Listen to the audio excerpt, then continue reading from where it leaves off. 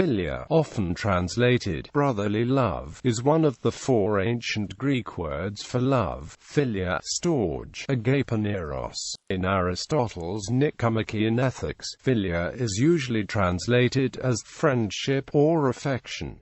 The complete opposite is called a phobia. Aristotle's view, as Gerard Hughes points out in book Satan-ix, Aristotle gives examples of philia including young lovers, lifelong friends, cities with one another, political or business contacts, parents and children, fellow voyagers and fellow soldiers, members of the same religious society, or of the same tribe, a cobbler and the person who buys from him. All of these different relationships involve getting on well with someone, though Aristotle at times implies that something more like actual liking is required. When he is talking about the character, a disposition that falls between obsequiousness or flattery on the one hand and surliness or quarrelsomeness on the other, he says that this state has no name, but it would seem to be most like, for the character of the person in the intermediate state is just what we mean in speaking of a decent friend, except that the friend is also fond of us.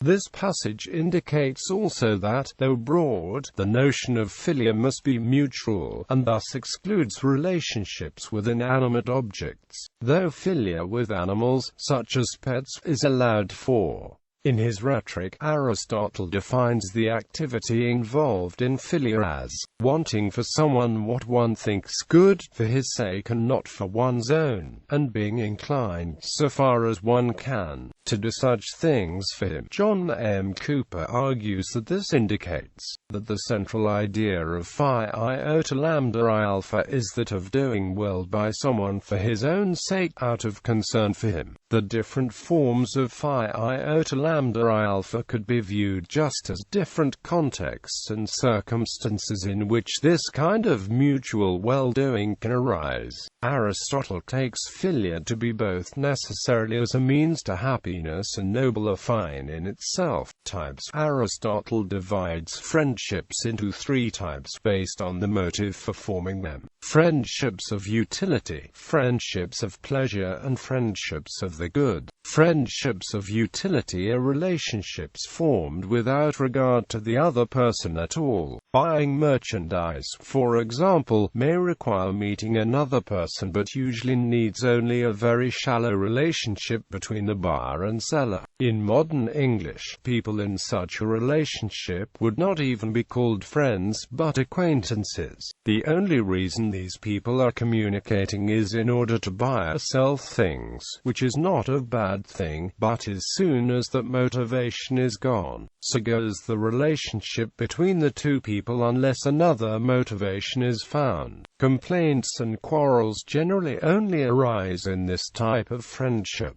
At the next level, friendships of pleasure are based on pure delight in the company of other people. People who drink together or share a hobby may have such friendships. However, these friends may also part, in this case if they no longer enjoy the shared activity, or can no longer participate in it together. Friendships of the good are ones where both friends enjoy each other's characters. As long as both friends keep similar characters, the relationship will endure, since the motive behind it is care for the friend. This is the highest level of philia, and in modern English might be called true friendship. Now it is possible for bad people as well to be friends to each other for pleasure or utility, for decent people to be friends to base people, and for someone with neither character to be a friend to someone with any character. Clearly, however, only good people can be friends to each other because of the other person himself, for bad people find no enjoyment in one another if they get no benefit.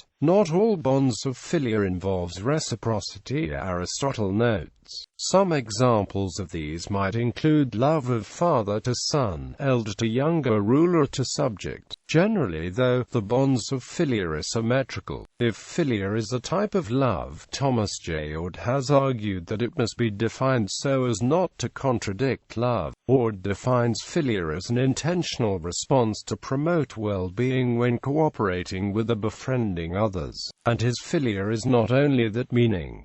The Philia also gives humans authentic friendship, self-sufficiency. Aristotle recognizes that there is an apparent conflict between what he says about Philia and what he says elsewhere about the self-sufficient nature of the fulfilled life. It is said that the blessedly happy and self-sufficient people have no need of friends, for they already have the goods, and hence, being self-sufficient, need nothing added. He offers various answers. The first is based on the inherent goodness of acting for and being concerned for others. Thus, being a wholly virtuous and fulfilled person necessarily involves having others for whom one is concerned. Without them, one's life is incomplete. The solitary person's life is hard, since it is not easy for him to be continuously active all by himself, but in relation to others and in their company it is easier. Aristotle's second answer is, good people's life together allows the cultivation of virtue. Finally, he argues that one's friend is another oneself, and so the pleasure that the virtuous person gets from his own life is also found in the life of another virtuous person. Anyone who is to be happy, then, must have excellent friends.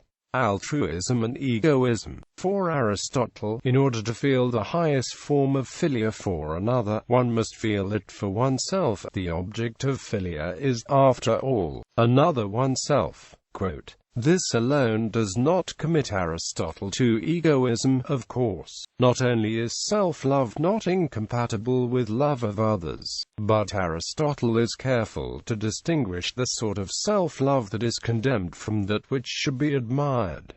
In fact, the good person must be a self-lover, since he will both help himself and benefit others by performing fine actions. But the vicious person must not love himself, since he will harm both himself and his neighbors by following his base feelings. Aristotle also holds, though, that, as Hughes puts it, the only ultimately justifiable reason for doing anything is that acting in that way will contribute to a fulfilled life. Thus, acts of philia might seem to be essentially egoistic, performed apparently to help others, but in fact intended to increase the agent's happiness. This, however, confuses the nature of the action with its motivation. The good person doesn't perform an action to help a friend because it will give her fulfillment. She performs it in order to help the friend, and in performing it makes both her friend and herself happy. The action is thus good both in itself and for the effect it has on the agent's happiness.